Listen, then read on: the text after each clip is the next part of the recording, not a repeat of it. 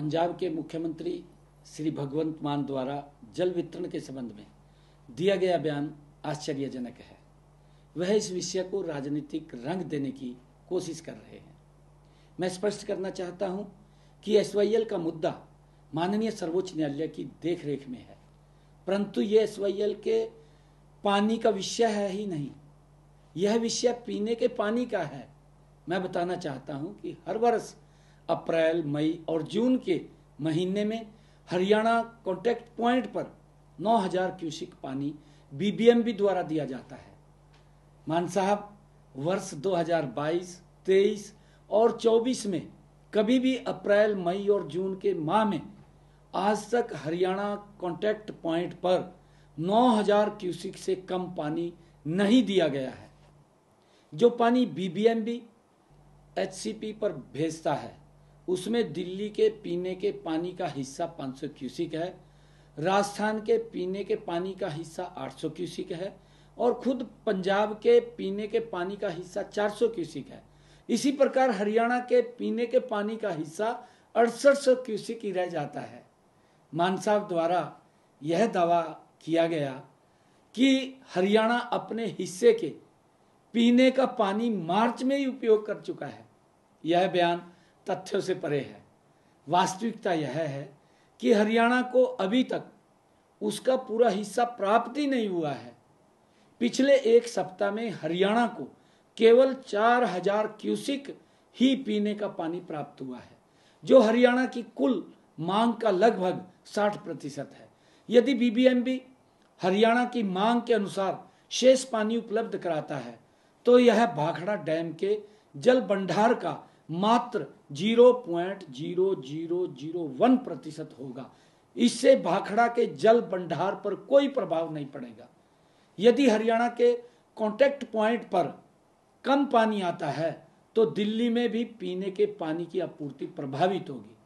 मान साहब, जब तक दिल्ली में आम आदमी पार्टी की सरकार थी तब तक दिल्ली जाने वाले पानी पर आपकी सरकार को कोई आपत्ति नहीं थी, लेकिन अब दिल्ली में आम आदमी पार्टी की सरकार हार गई है तो दिल्ली की जनता को सजा देने के लिए मान साहब यह बयानबाजी क्यों कर रहे हैं।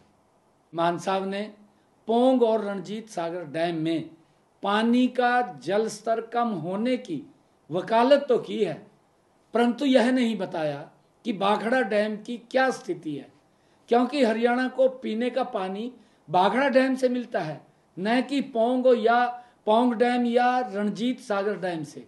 मैं यह बताना चाहता हूं कि राज्यों की मांग हर 15 दिन में कम या ज्यादा होती रहती है, जिससे बीबीएम द्वारा गठित एक तकनीकी कमेटी द्वारा तय किया जाता है। मान साहब, यह कहना कि आज से पहले पंजाब ने या बीबीएमबी ने पानी का हिसाब नहीं रखा, यह बिल्कुल झूठ है। एक एक बूंद पानी का हिसाब बीबीएमबी के साथ साथ राजस्थान, पंजाब, दिल्ली और हरियाणा की सरकारों के पास हर समय रहता है। मान साहब, इस विषय पर मैंने 26 अप्रैल को स्वयं फोन पर आपको बताया था कि बीबीएमबी की टेक्निकल कमेटी ने पंजाब, हरियाणा, दिल्ली और राजस्थान को पानी छोड़ने का जो निर्णय 23 अप्रैल को लिया था उसके क्रियान्वयन में पंजाब के अधिकारी आनाकानी कर रहे हैं। उस दिन मान साहब आपने आश्वासन दिया था कि शाम तक पानी छोड़ देंगे और आपने मुझे यह भी कहा था कि आप मुझे फोन पर बधाई भी देंगे।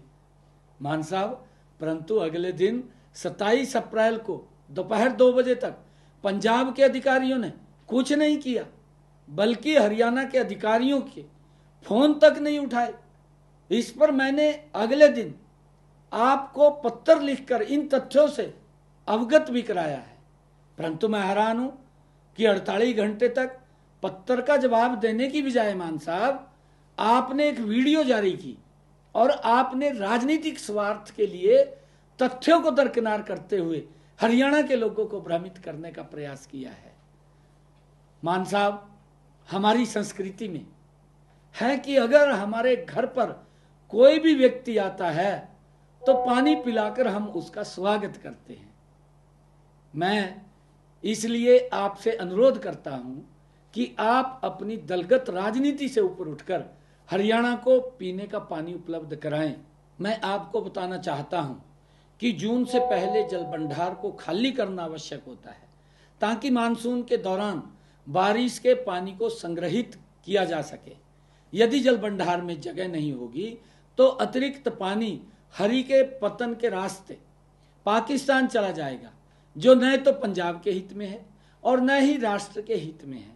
मान साहब, मैं आपसे अनुरोध करता हूं कि संकीर्ण दृष्टिकोण से ऊपर उठकर राष्ट्र के हित में सहयोग करें और हरियाणा को उसके उचित पीने के पानी की आपूर्ति सुनिश्चित करें। मैं आपसे यह अपील करना चाहता हूं।